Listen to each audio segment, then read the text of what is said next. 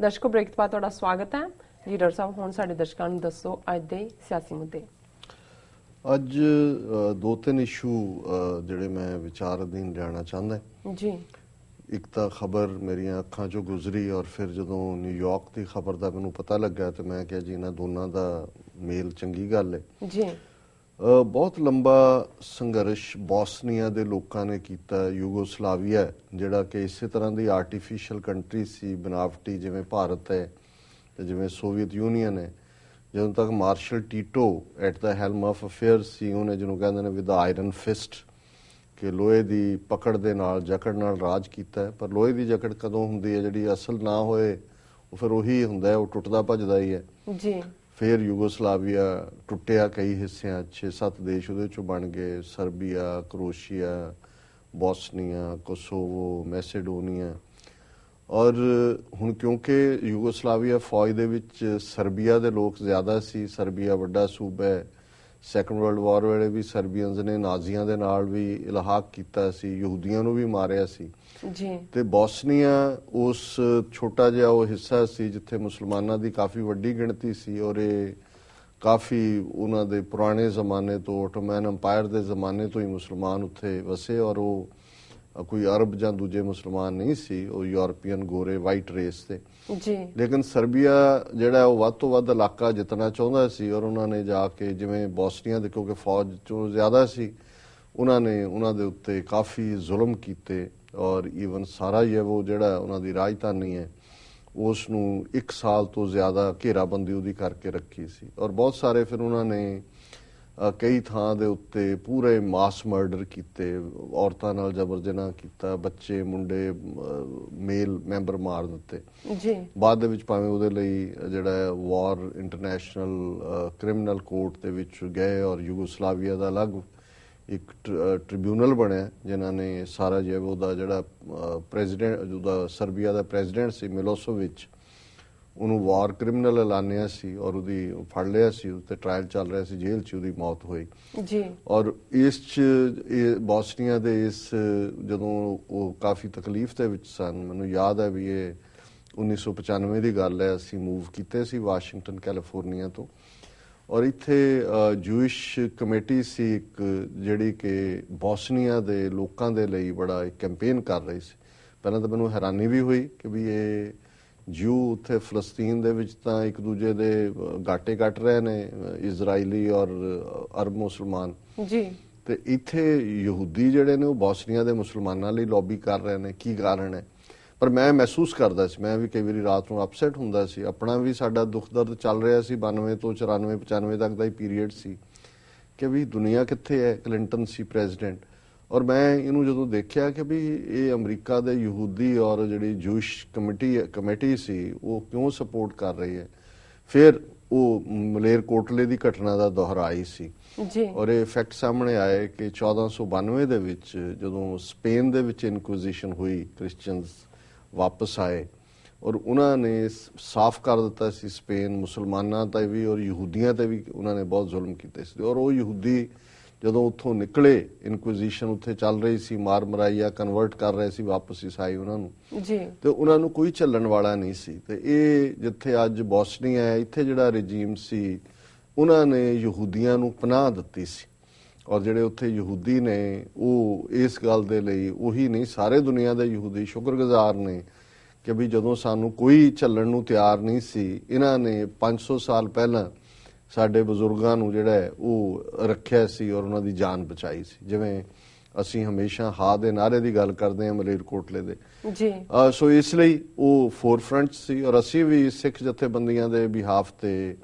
ਅਸੀਂ ਫਿਰ ਜਿਹੜੀ ਸੀਜ ਆਫ ਸਾਰਾਯੇਵੋ ਸੀ ਕਿ ਸਾਰਾਯੇਵੋ ਨੂੰ ਘੇਰਿਆ ਹੋਇਆ, ਉਹਦੇ ਖਿਲਾਫ ਅਸੀਂ ਵਾਸ਼ਿੰਗਟਨ 'ਚ ਪ੍ਰੋਟੈਸਟ ਆਰਗੇਨਾਈਜ਼ ਕੀਤੇ ਔਰ ਬਹੁਤਿਆਂ ਨੂੰ ਜਿਹੜੇ ਮੀਡੀਆ ਉਹਨੂੰ ਬਹੁਤ ਕਵਰ ਕਰਨਾ ਆਉਂਦਾ ਸੀ, ਉਹਨਾਂ ਨੂੰ ਹੈਰਾਨੀ ਹੁੰਦੀ ਸੀ ਕਿ ਸਿੱਖ ਕੌਮ ਖੁਦ ਜ਼ੁਲਮ ਦਾ ਸ਼ਿਕਾਰ ਹੈ ਔਰ ਇਹਨਾਂ ਦਾ ਬੋਸਨੀਆ ਦੇ ਮੁਸਲਮਾਨਾਂ ਦੇ ਨਾਲ ਕੀ ਤਾਲੁਕ ਹੈ। ਔਰ ਅਸੀਂ ਯਹੂਦੀਆਂ ਦੀ ਜਿਹੜੀ ਕਮੇਟੀ ਸੀ ਉਹਨਾਂ ਦੇ ਨਾਲ ਹੀ ਹੈਂਡ ਜੁਆਇਨ ਕੀਤੇ ਔਰ ਜਿੰਨੀਆਂ ਉਹਨਾਂ ਦੀਆਂ ਮੀਟਿੰਗਸ ਹੁੰਦੀਆਂ ਸੀ ਉਹਦੇ 'ਚ ਮੈਂ ਜਾਂਦਾ ਸੀ। ਉਦੋਂ ਹੀ ਮੈਂ ਬਹੁਤ ਕੁਝ ਯੂਜ਼ ਬਾਰੇ ਵੀ ਸਿੱਖਿਆ ਔਰ ਮੈਨੂੰ ਇਹ ਲੱਗਾ ਵੀ ਇਹ ਥੈਂਕਫੁਲਨੈਸ ਹੈ ਕਿ 5 ਸਦੀਆਂ ਬਾਅਦ ਵੀ ਇਹਦੇ ਬਾਵਜੂਦ ਕਿ ਮਿਡਲ ਈਸਟ ਕੀ ਹੋ ਰਿਹਾ ਹੈ ਇਹ ਭੁੱਲੇ ਨਹੀਂ ਨੇ।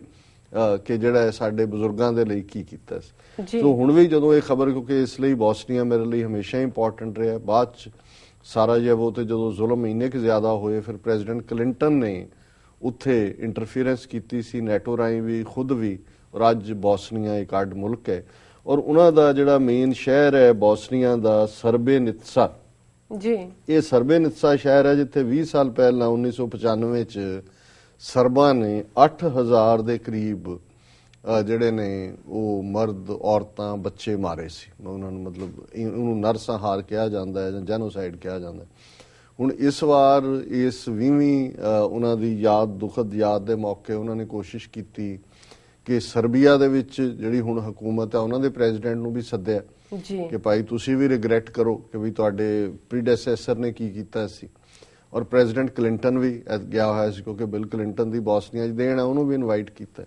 ਹੁਣ ਮੈਂ ਇਸ ਦਾ ਕੰਪੈਰੀਜ਼ਨ ਜਿਹੜੀਆਂ ਜਾਗਰੂਕ ਕੌਮਾਂ ਹੁੰਦੀਆਂ ਜਾਂ ਜਾਗਰੂਕ ਲੋਕ ਹੁੰਦੇ ਨੇ ਜਿਨ੍ਹਾਂ ਨੂੰ ਇਹ ਹੁੰਦਾ ਵੀ ਸਾਡੇ ਨਾਲ ਕੀ ਹੋਇਆ, ਉਹ ਕਿਵੇਂ ਜਿਹੜਾ ਵੀ ਉਹਨੂੰ ਬਦਲਣਾ ਚਾਹੁੰਦਾ ਉਹਦਾ ਇੱਕ ਅੱਖਰ ਵੀ ਉਸ ਨੂੰ ਚੈਲੰਜ ਕਰਦੇ ਨੇ ਔਰ ਉਸ ਨੂੰ ਜਿਹੜਾ ਉਹ ਐਕਸੈਪਟ ਨਹੀਂ ਕਰਦੇ। ਇਹ ਇਸ ਮੌਕੇ ਤੇ ਦੇਖਣ ਨੂੰ ਮਿਲਿਆ। ਹਾਲਾਂਕਿ 20 ਸਾਲਾ ਯਾਦ ਸੀ ਉਹਨਾਂ ਦੇ ਉਸ ਜੈਨੋਸਾਈਡ ਦੀ, ਪ੍ਰੈਜ਼ੀਡੈਂਟ ਕਲਿੰਟਨ ਸੀ, ਦੁਨੀਆ ਭਰ ਦਾ ਮੀਡੀਆ ਸੀ।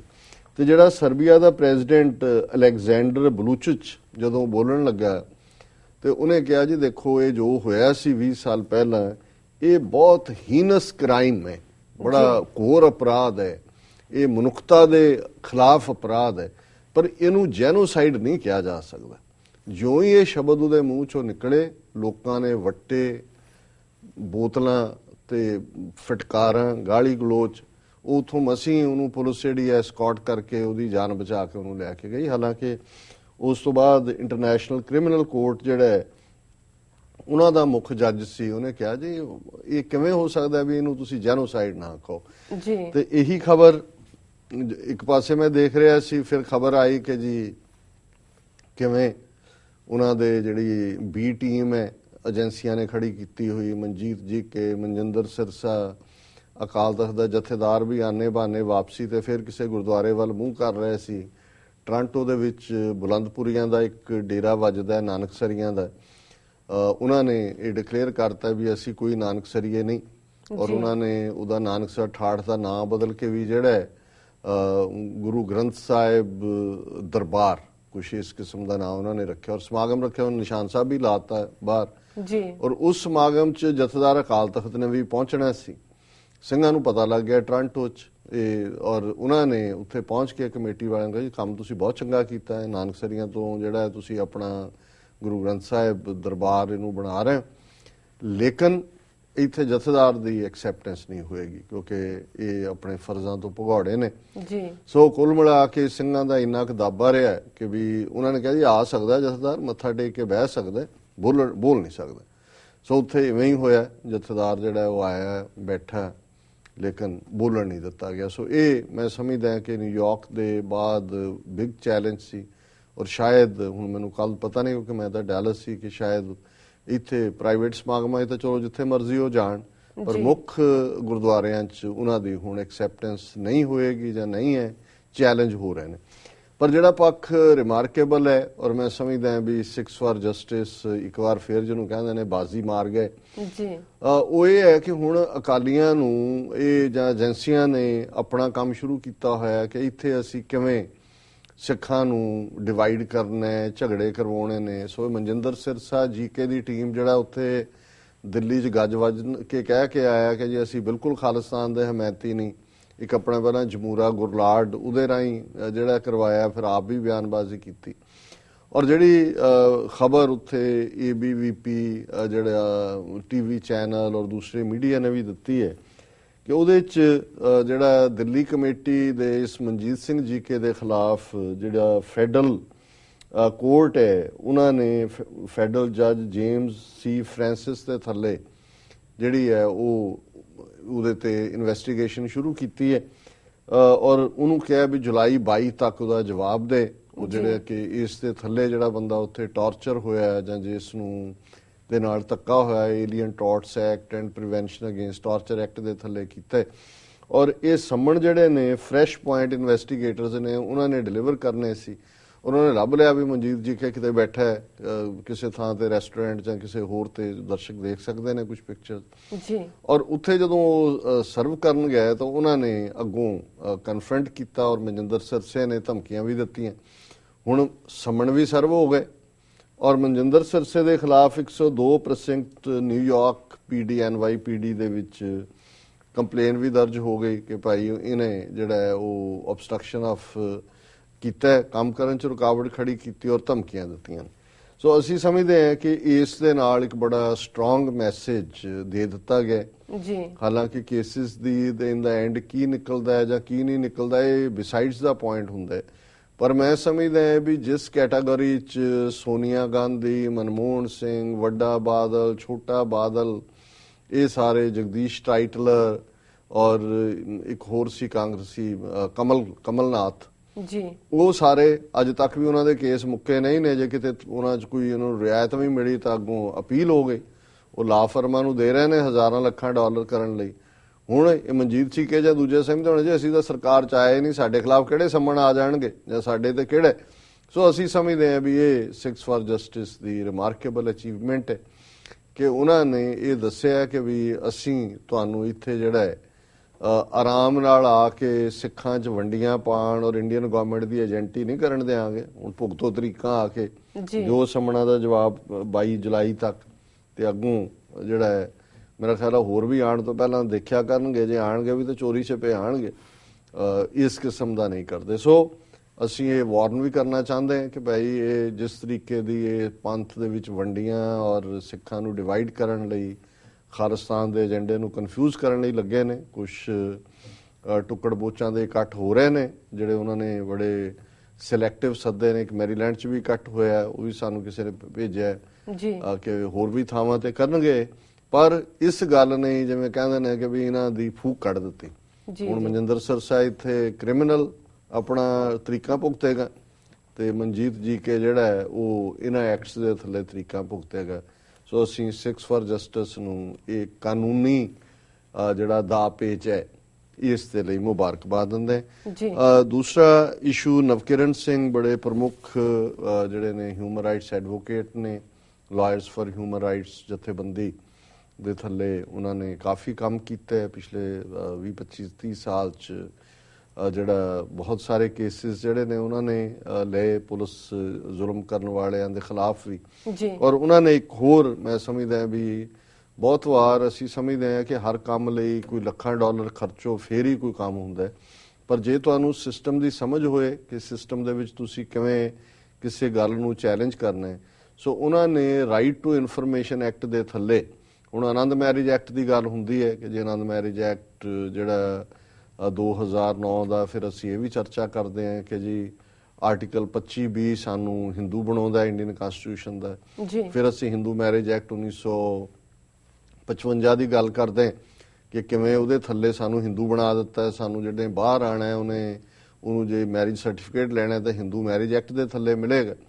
ਪਰ ਇਹ ਰਿਵਰਸਲ 2012 ਦੇ ਵਿੱਚ ਹੋਈ ਕਿਉਂਕਿ ਸੁਪਰੀਮ ਕੋਰਟ ਨੇ ਇੱਕ ਫੈਸਲਾ ਦਿੱਤਾ ਕਿ ਹਰ ਮੈਰਿਜ ਜਿਹੜੀ ਭਾਰਤ ਦੇ ਵਿੱਚ ਹੋਏਗੀ ਉਹਦੀ ਰਜਿਸਟ੍ਰੇਸ਼ਨ ਜ਼ਰੂਰੀ ਹੈ। ਅਦਰਵਾਈਜ਼ ਉਦੋਂ ਤੱਕ ਇਹ ਸੀ ਵੀ ਜਿਨ੍ਹਾਂ ਨੇ ਬਾਹਰ ਆਣਾ ਹੁੰਦਾ ਸੀ ਉਹੀ ਮੈਰਿਜ ਰਜਿਸਟਰ ਕਰਵਾਉਂਦੇ ਸੀ, ਕੋਈ ਜ਼ਰੂਰੀ ਨਹੀਂ ਸੀ। ਹੁਣ ਈਵਨ ਜਿਹਨੇ ਉੱਥੇ ਵੀ ਰਹਿਣਾ ਉਹਦਾ ਜਿਹੜਾ ਹੈ ਉਹ ਜ਼ਰੂਰੀ ਹੈ।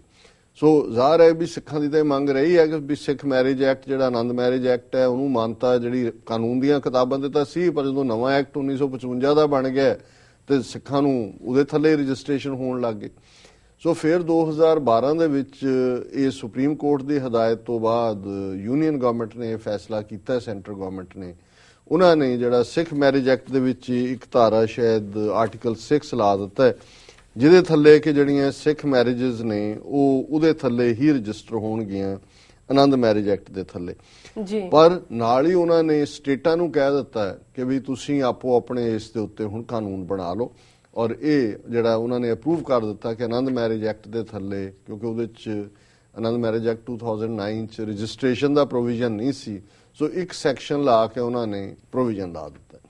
ਹੁਣ ਨਵਕਿਰਨ ਸਿੰਘ ਹੋਰਾਂ ਨੇ ਇੱਕ ਰਾਈਟ ਟੂ ਇਨਫੋਰਮੇਸ਼ਨ ਦੇ ਥੱਲੇ ਪੁੱਛਿਆ ਵੀ ਕਿੰਨੀਆਂ ਸਟੇਟਾਂ ਨੇ ਅੱਗੋਂ 2012 ਦੀ ਇਸ ਹਦਾਇਤ ਤੋਂ ਬਾਅਦ ਹੁਣ 3 ਸਾਲ ਹੋ ਗਏ ਨੇ, ਆਨੰਦ ਮੈਰਿਜ ਐਕਟ ਦਾ ਜਿਹੜਾ ਉਹ ਪ੍ਰੋਵੀਜ਼ਨ ਜੋ ਉਹਦੇ ਚ ਆਇਆ ਹੈ ਉਹਦੇ ਨਾਲ ਅਮੈਂਡ ਕਰਕੇ ਉਸ ਬਾਰੇ ਰੂਲ ਰੈਗੂਲੇਸ਼ਨ ਤੈਅ ਕੀਤੇ ਨੇ। ਔਰ ਅਫਸੋਸ ਦੀ ਗੱਲ ਹੈ ਕਿ ਸਿਰਫ ਇੱਕ ਹਰਿਆਣਾ ਸਰਕਾਰ ਹੈ ਜਿਸ ਨੇ ਉਸ ਆਰਡਰ ਨੂੰ ਮੰਨਦਿਆਂ ਸਿੱਖ ਮੈਰਿਜ ਐਕਟ ਥੱਲੇ ਰਜਿਸਟਰ ਕਰਾਉਣ ਲਈ ਜੋ ਵੀ ਲੋੜੀਂਦੀ ਕਾਰਵਾਈ ਹੈ ਉਹ ਕੀਤੀ ਹੈ। ਇਹ ਆਪਣੇ ਆਪ ਨੂੰ ਪੰਥਕ ਸਰਕਾਰ ਜਿਹੜੀ ਕਹਾਉਂਦੀ ਹੈ, ਜਿਨ੍ਹਾਂ ਨੇ ਧਰਮ ਯੁੱਧ ਮੋਰਚੇ ਦੇ ਵਿੱਚ ਇੱਕ ਮੰਗ ਹੀ ਉਹਨਾਂ ਦੀ ਇਹ ਸੀ ਕਿ ਸਿੱਖ ਪਰਸਨਲ ਲਾ ਬਣਨਾ ਚਾਹੀਦਾ, ਜਿਵੇਂ ਮੁਸਲਿਮ ਪਰਸਨਲ ਲਾ ਹੈ ਜਾਂ ਕ੍ਰਿਸਚੀਅਨਸ ਦਾ ਹੈ ਜਾਂ ਪਾਰਸੀਆਂ ਦਾ ਹੈ। ਲੇਕਿਨ ਇਹਨਾਂ ਨੂੰ ਕਿ 5ਵੀਂ ਵਾਰੀ ਮੁੱਖ ਮੰਤਰੀ ਜਿਹੜਾ ਬਣਿਆ ਆਪਣੇ ਆਪ ਨੂੰ ਪੰਥਕ ਕਹਿਣ ਵਾਲਾ ਔਰ ਪੰਜਾਬ ਕਦੇ ਸ਼ਸਤਰ ਗੁਰੂ ਸਾਹਿਬ ਦੇ ਲੈ ਕੇ ਆਪਣੀਆਂ ਕਮਜ਼ੋਰੀਆਂ ਛਪਾ ਰਹੇ ਨੇ ਜਾਂ ਦੂਜੇ ਈਵਨ ਪੰਜਾਬ ਨੇ ਵੀ ਜਿੱਥੇ ਕਿ ਇਹਨਾਂ ਦੇ ਕੋਲ ਮੈਜੋਰਿਟੀ ਹੈ ਇਸ ਵੇਲੇ ਕੋਈ ਪ੍ਰੋਵੀਜ਼ਨ ਜਿਹੜਾ ਹੈ ਉਹ ਨਹੀਂ ਇਸ ਜਿਹੜਾ ਉਸ ਨੂੰ ਫੋਲੋ ਅਪ ਕਰਨ ਲਈ ਚਾਹੀਦਾ ਸੀ ਉਹ ਪਾਸ ਕੀਤਾ। ਔਰ ਹੁਣ ਜਦੋਂ ਇਹ ਗੱਲ ਸਾਹਮਣੇ ਆਈ ਹੈ ਤੇ ਕੱਲ ਹੀ ਮੱਕੜਦਾ ਸੀ ਜੀ ਅਸੀਂ ਪੰਜਾਬ ਅਸੈਂਬਲੀ ਨੂੰ ਕਹਿੰਦੇ ਹਾਂ ਜੀ ਇਹਦੇ ਬਾਰੇ ਪਾਸ। ਤੁਸੀਂ ਦੇਖੋ ਵੀ ਕਿਸ ਕਦਰ ਇਹ ਧੋਖਾ ਹੈ। ਇਸੇ ਤਰ੍ਹਾਂ ਦਿੱਲੀ ਹੈ, ਹੁਣ ਦਿੱਲੀ 'ਚ ਭਾਵੇਂ ਚਲੋ ਕੇਜਰੀਵਾਲ ਨੂੰ ਵੀ ਬਣਿਆ ਕਈ ਮਹੀਨੇ ਹੋ ਗਏ ਨੇ, ਉਸ ਤੋਂ ਪਹਿਲਾਂ ਵੀ ਰਿਹਾ, ਇੰਨੇ ਸਿੱਖ ਰਹਿੰਦੇ ਨੇ ਉੱਥੇ ਆ ਜੀਕੇ ਤੇ ਦੂਜੇ ਬਾਹਰਲੇ ਸਿੱਖਾਂ ਦੀਆਂ ਜੀ ਅਸੀਂ ਬਾਹਰ ਹੁਣ ਇਹ ਦੇਖਣਾ ਉਹਨਾਂ ਨੇ ਉੱਥੇ ਬਿਆਨ ਕੀ ਲਵਾ ਰਹੇ ਨੇ ਜੀ ਭੂੰਦੜ ਆ ਰਿਹਾ, ਇਹ ਚੰਦੂ ਮਾਜਰਾ ਆ ਰਿਹਾ ਫਲਾਣਾ। ਇਹ ਬਾਹਰਲੇ ਸਿੱਖਾਂ ਨੂੰ ਜਿਹੜੀਆਂ ਬਾਹਰਲੇ ਪੰਜਾਬੀਆਂ ਨੂੰ ਪ੍ਰੋਬਲਮਸ ਆ ਰਹੀਆਂ ਉਹਦੀ ਅਸੀਂ ਰਿਪੋਰਟ ਤਿਆਰ ਕਰਾਂਗੇ, ਫਿਰ ਅਸੀਂ ਬਾਦਲ ਸਾਹਿਬ ਨੂੰ ਦਿਆਂਗੇ ਔਰ ਫਿਰ ਉਹ ਰਿਪੋਰਟ ਤਾਂ ਫਿਟੇ ਮੂੰਹ ਤੁਹਾਡਾ। ਪਹਿਲਾਂ ਤੁਸੀਂ ਦਿੱਲੀ 'ਚ ਬੈਠੇ ਜੀਕੇ ਤੂੰ ਪਹਿਲਾਂ ਜਾ ਕੇ ਇਹ ਕਰਵਾ ਉੱਥੇ ਕਿ ਵੀ ਤੁਹਾਡਾ ਜਿਹੜੀ ਹੈ ਉੱਥੇ ਹਕੂਮਤ ਸੈਂਟਰ 'ਚ ਵੀ ਬੈਠੀ ਹੈ ਔਰ ਤੁਸੀਂ ਦਿੱਲੀ 'ਚ ਕਿਉਂ ਆਨੰਦ ਮੈਰਿਜ ਐਕਟ ਜੇ ਤੁਹਾਨੂੰ ਅਮੈਂਡਮੈਂਟ 2012 'ਚ ਹੋਈ ਹੈ ਪ੍ਰੋਵੀਜ਼ਨ ਹੈ ਤੁਸੀਂ ਉੱਥੇ ਕੰਮ ਕਿਉਂ ਨਹੀਂ ਕਰਦੇ? ਸੋ ਇਹ ਟਾਊਟ ਨਹੀਂ ਜਾਂ ਏਜੰਟ ਨਹੀਂ ਤੇ ਹੋਰ ਕੀ ਕਰਦੇ ਨੇ? ਸੋ ਅਸੀਂ ਸਮਝਦੇ ਹਾਂ ਵੀ ਨਵਕਿਰਨ ਸਿੰਘ ਵਧਾਈ ਦੇ ਪਾਤਰ ਨੇ। ਮੈਂ ਉਹਨਾਂ ਨੂੰ ਪਰਸਨਲੀ ਵੀ ਕਾਲ ਕਰਕੇ ਮੁਬਾਰਕਬਾਦ ਦਿੱਤੀ ਔਰ ਅੱਜ TV 84 ਨਿਊਜ਼ ਦੇ ਉੱਤੇ ਜਿਹੜਾ ਪ੍ਰੋਗਰਾਮ 9:30 ਤੋਂ 10 ਹੈ ਐਕਸਕਲੂਸਿਵ ਅੱਧਾ ਘੰਟਾ ਹੈ ਉਹਨਾਂ ਦੇ ਨਾਲ ਗੱਲਬਾਤ ਹੋਏਗੀ। ਔਰ ਅਸੀਂ ਸਮਝਦੇ ਹਾਂ ਵੀ TV 84 ਦੇ ਹਵਾਲੇ ਨਾਲ ਜਿਵੇਂ ਮੈਂ ਆਪਣੀ ਡੈਰਸ ਵਿਜ਼ਿਟ ਦੀ ਗੱਲ ਵੀ ਕੀਤੀ ਕਾਫੀ ਸਾਡੇ ਸਨੇਹੀ ਔਰ ਪਿਆਰ ਕਰਨ ਵਾਲਿਆਂ ਨੂੰ ਚੰਗਾ ਲੱਗਦਾ ਹੈ ਕਿ ਅਸੀਂ ਐਕਸਪੈਂਡ ਕਰ ਰਹੇ ਹਾਂ। ਉਹ ਜਿਹੜਾ ਇਸ ਦੇ ਲਈ ਹਮਦਰਦੀ ਵੀ ਰੱਖਦੇ ਨੇ, ਸਪੋਰਟਰ ਵੀ ਨੇ ਔਰ ਅਸੀਂ ਆਪਣਾ ਦਾਇਰਾ ਕਾਰ ਅੱਗੇ ਵਧਾ ਰਹੇ ਹਾਂ ਕਿ ਅਸੀਂ ਇਹ ਜਿਹੜੇ ਸਾਡੇ ਫਿਕਸ ਪ੍ਰੋਗਰਾਮ ਚੱਲਦੇ ਹੀ ਨੇ ਸੱਚੋ ਸੱਚ ਔਰ TV 84 ਨਿਊਜ਼। ਇਸ ਤੋਂ ਇਲਾਵਾ ਜਿਹੜੀ ਸਪੈਸ਼ਲ ਪੈਨਲ ਡਿਸਕਸ਼ਨਸ ਨੇ ਜਿਵੇਂ ਅੱਜ ਹੀ ਦੋ ਬੜੇ ਡਿਸਟਿੰਕਟ ਸ਼ਖਸੀਅਤਾਂ ਸਾਡੇ ਸਟੂਡੀਓ ਦੇ ਵਿੱਚ ਆਈਆਂ ਜਿਨ੍ਹਾਂ ਦੇ ਵਿੱਚ ਇੱਕ ਖੁਸ਼ਵੰਤ ਸਿੰਘ ਜਿਹੜੇ ਕਿ ਜਰਮਨ ਗਵਰਨਮੈਂਟ ਦੇ ਨੁਮਾਇੰਦੇ ਨੇ, ਐਡਵਾਈਜ਼ਰ ਨੇ ਔਨ ਦਾ ਰਿਲੀਜੀਅਸ ਮੈਟਰਸ ਔਰ ਵਰਲਡ ਬੈਂਕ ਨੇ ਕੋਈ ਫੰਕਸ਼ਨ UN ਦੇ ਨਾਲ ਰੱਖਿਆ ਸੀ ਜਿਹਦੇ 'ਚ ਇਹ ਸੀ ਕਿ ਧਰਮ ਜਿਹੜਾ ਹੈ ਉਹ ਵਿਕਾਸ ਦੇ ਰਸਤੇ ਦੇ ਵਿੱਚ ਕਿਵੇਂ ਸਹਾਈ ਹੋ ਸਕਦਾ ਹੈ ਜਾਂ ਉਹ ਕਿਹੜੇ ਧਾਰਮਿਕ ਪ੍ਰਿੰਸੀਪਲਸ ਨੇ ਜਿਹਦੇ ਨਾਲ ਹਿਊਮਨ ਡਿਵੈਲਪਮੈਂਟ ਦੇ ਵਿੱਚ ਮਦਦ ਮਿਲ ਸਕਦੀ ਹੈ ਔਰ ਉਹਦੇ 'ਚ ਪਾਰਟਿਸਿਪੇਟ ਕਰਨ ਲਈ ਵਾਸ਼ਿੰਗਟਨ ਦੇ ਵਿੱਚ ਉਹਨਾਂ ਦਾ ਵਰਲਡ ਬੈਂਕ ਦਾ ਇਕੱਠ ਸੀ। ਉਹ ਇੱਕ ਪ੍ਰੈਜ਼ੈਂਟਰ ਸਨ ਔਰ ਉਹਨਾਂ ਦੇ ਨਾਲ ਰਿਸ਼ੀਵੰਤ ਸਿੰਘ ਜਾਂ ਰਿਸ਼ੀਪਾਲ ਸਿੰਘ ਮੇਰਾ ਖਿਆਲ ਹੈ ਉਹਨਾਂ ਦਾ ਨਾਮ ਹੈ ਰਿਸ਼ਵੰਤ ਸਿੰਘ। ਉਹ ਯੂਨਾਈਟਿਡ ਸਿੱਖਸ ਦੇ ਹਿਊਮੈਨਿਟੇਰੀਅਨ ਏਡ ਦੇ ਕੋਆਰਡੀਨੇਟਰ ਨੇ। ਉਹ ਮਲੇਸ਼ੀਆ ਤੋਂ ਆਏ ਸੀ ਔਰ ਉਹਨਾਂ ਨੇ ਜਿਹੜਾ ਬੜਾ ਲੰਬਾ ਲੌਂਗ ਮਾਰਚ ਵੀ ਮਲੇਸ਼ੀਆ ਜਿਹੜਾ ਗਰੀਬ ਜਿਹੜਾ ਉਹਨਾਂ ਦੇ ਲਈ ਫੂਡ ਪ੍ਰੋਵਾਈਡ ਕਰਨਾ ਔਰ ਨੇਪਾਲ ਮਿਸ਼ਨ ਸੁਨਾਮੀ ਉਹਦੇ 'ਚ ਉਹਨਾਂ ਦੀ ਵੀ ਪ੍ਰੈਜ਼ੈਂਟੇਸ਼ਨ ਸੀ। ਸੋ ਉਹਨਾਂ ਦੋਨਾਂ ਹੀ ਸ਼ਖਸੀਅਤਾਂ ਦੇ ਨਾਲ ਲਗਭਗ 1 ਘੰਟੇ ਦਾ ਐਕਸਕਲੂਸਿਵ ਜਿਹੜਾ ਡਿਸਕਸ਼ਨ ਸ਼ੋ ਹੈ ਔਰ ਇਟ ਵਾਜ਼ ਵੈਰੀ ਧਾਰਮਿਕ ਮੁੱਦੇ ਤੋਂ ਜਦੋਂ ਅਸੀਂ ਦੇਖਦੇ ਹਾਂ ਕਿ ਕਿਵੇਂ ਜਿਹੜੇ ਯੰਗ ਨੇ ਜਿਵੇਂ ਖੁਸ਼ਵੰਤ ਸਿੰਘ ਨੇ ਕਿਵੇਂ ਉਹ ਧਰਮ ਨੂੰ ਦੇਖਦੇ ਨੇ। ਜਰਮਨ 'ਚ ਹੀ ਉਹਨਾਂ ਦੀ 2-2.5 ਸਾਲ ਦੇ ਸੀ ਆਏ ਔਰ ਇੱਥੇ ਪਰਵਰਿਸ਼ ਹੋਈ ਔਰ ਕਿਵੇਂ ਉਹਨਾਂ ਨੇ ਜਰਮਨ ਗਵਰਨਮੈਂਟ ਦੇ ਐਡਵਾਈਜ਼ਰ ਤੱਕ ਉਹ ਪਹੁੰਚੇ ਨੇ ਔਰ ਉਹ ਸੋਚਦੇ ਨੇ ਕਿਵੇਂ ਗੁਰਬਾਣੀ ਨੂੰ ਸਮਝਣ ਦਾ ਯਤਨ ਹੈ, ਕੋਸ਼ਿਸ਼ ਹੈ। ਔਰ ਅਸੀਂ ਇਹ ਵੀ ਰਿਕੁਐਸਟ ਕਰਾਂਗੇ ਕਿ ਵੀ ਜਿਹੜੇ ਪ੍ਰੋਗਰਾਮ ਇਹਨਾਂ ਤੋਂ ਇਲਾਵਾ ਵੀ ਹੁੰਦੇ ਨੇ ਟਿਊਨ ਇਨ ਕੀਤਾ ਜਾਏ। ਕੱਲ ਜਿਹੜਾ 7 ਤੋਂ 8 ਸ਼ਾਮ ਦਾ ਟਾਈਮ ਹੋਏਗਾ ਉਸ ਦੇ ਵਿੱਚ ਜਿਹੜਾ ਇਹ ਸਪੈਸ਼ਲ ਪ੍ਰੋਗਰਾਮ ਹੈ ਰਿਕਾਰਡਡ ਉਹ ਪਲੇ ਹੋਏਗਾ ਔਰ ਫਿਰ ਸ਼ਾਮ ਨੂੰ ਜਿਵੇਂ ਸਾਡਾ 12 ਤੋਂ 1 ਸੱਚੋ ਸੱਚ ਹੁੰਦਾ ਉਸ ਤੋਂ ਪਹਿਲਾਂ 11 ਤੋਂ 12 ਦੇ ਵਿੱਚ ਉਹ ਫਿਰ ਰਿਪੀਟ ਹੋਏਗਾ ਔਰ ਆਉਣ ਵਾਲੇ ਵੀਕਐਂਡ ਤੇ ਵੀ ਅਸੀਂ ਦੇਖਾਂਗੇ। ਸੋ ਇਹ ਵੀ ਮੈਂ ਰਿਕਮੈਂਡ ਕਰਾਂਗਾ ਕਿ ਇਸ ਪ੍ਰੋਗਰਾਮ ਨੂੰ ਜ਼ਰੂਰ ਦੇਖਣ ਔਰ ਅੱਜ ਵੀ ਨਵਕਿਰਨ ਸਿੰਘ ਜਦੋਂ ਐਕਸਪਲੇਨ ਕਰਨਗੇ ਸੋ ਪਤਾ ਲੱਗੇਗਾ ਕਿ ਵੀ ਕਿਸ ਲੈਵਲ ਤੇ ਜਿਹੜੇ ਲੋਕ ਸਿੱਖਾਂ ਦੇ ਇਮੋਸ਼ਨਸ ਨਾਲ ਖੇਡਦੇ ਨੇ, ਮੋਰਚੇ ਲਵਾਉਂਦੇ ਨੇ ਕਿ ਜੀ ਇਹ ਸਾਨੂੰ ਹਿੰਦੂ ਬਣਾ ਦਿੱਤਾ, ਸਾਡਾ ਮੈਰਿਜ ਐਕਟ ਹੋਣਾ ਚਾਹੀਦਾ ਹੈ। ਤੇ ਜੇ ਜੋ ਸਹੂਲਤ ਮਿਲ ਸਕਦੀ ਹੈ ਉਹਦੇ ਲਈ, ਕਿਉਂਕਿ ਇਹਦਾ ਮਤਲਬ ਹੈ ਕਿ ਮੈਂ ਬਿਆਨਬਾਜ਼ੀਆਂ ਔਰ ਐਕਸਪਲੋਇਟੇਸ਼ਨ ਤੋਂ ਵੱਧ ਕੇ ਕੁਝ ਨਹੀਂ ਹੈ। ਸੋ ਅਸੀਂ ਚਾਹਾਂਗੇ ਕਿ ਦਰਸ਼ਕ ਅੱਜ ਵੀ ਦੇਖਣ ਇਸ ਨੂੰ, ਲੇਕਿਨ ਔਰ ਕੱਲ ਵੀ 7 ਤੋਂ 8 ਵਾਲੇ ਚ, ਔਰ ਰਾਤ ਨੂੰ ਫਿਰ 11 ਤੋਂ 12 ਜਿਹੜਾ ਸਪੈਸ਼ਲ ਖੁਸ਼ਵੰਤ ਸਿੰਘ ਔਰ ਰਿਸ਼ਵੰਤ ਸਿੰਘ ਉਹਨਾਂ ਦੇ ਨਾਲ ਡਿਸਕਸ਼ਨ ਸੈਸ਼ਨ ਹੈ, ਉਸ ਨੂੰ ਵੀ ਵਾਚ ਕਰਨ। ਜੀ ਡਾਕਟਰ ਸਾਹਿਬ ਨਾਲ ਲੈਣੇ ਬ੍ਰੇਕ। ਵਿਊਅਰਸ, ਵਿਚਾਰਾਂ ਦਾ ਸਿਲਸਿਲਾ ਇਸ ਤਰ੍ਹਾਂ ਚੱਲਦਾ ਰਹੇਗਾ। ਮਿਲਦੇ ਹਾਂ ਆਫਟਰ ਦਿਸ ਸ਼ਾਰਟ ਬ੍ਰੇਕ।